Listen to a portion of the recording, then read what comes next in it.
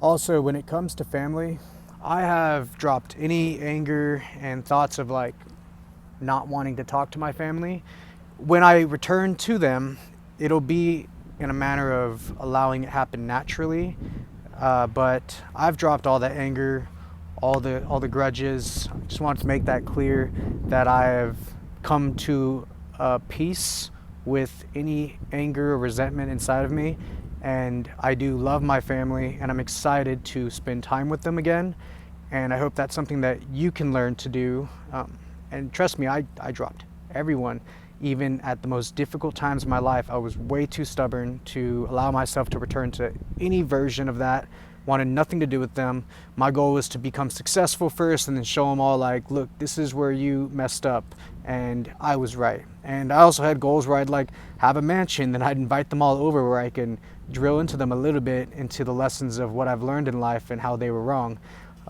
Now the intention comes from a place of love and understanding, and knowing that I do accept them and that there are faults in everyone and their mistakes don't define them, just like my mistakes don't define me. It's all about the opportunity of sharing that unity and growth together. So that's another thing I'm going to wanted to mention. During the summer after high school freshman year, I remember we always hung out with families, family barbecues and all that.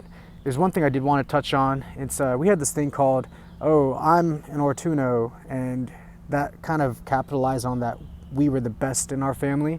You know, my dad had multiple brothers and sisters, different last names, and so, but that pride in we're Ortunos and you're this or you're that, calling them by their last names.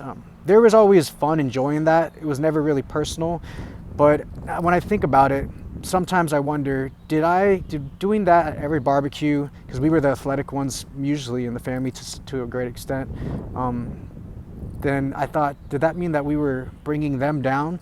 Were we slowly sowing a seed of discomfort and bringing a thought that they weren't good enough?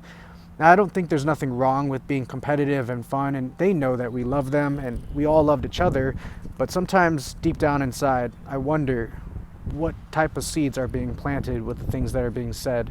And so sometimes I want to say that we should be careful with what we're culturing in our family and those that we are growing up with, and comparing our successes or comparing our opinions about things, and just be more gentle with other people's hearts.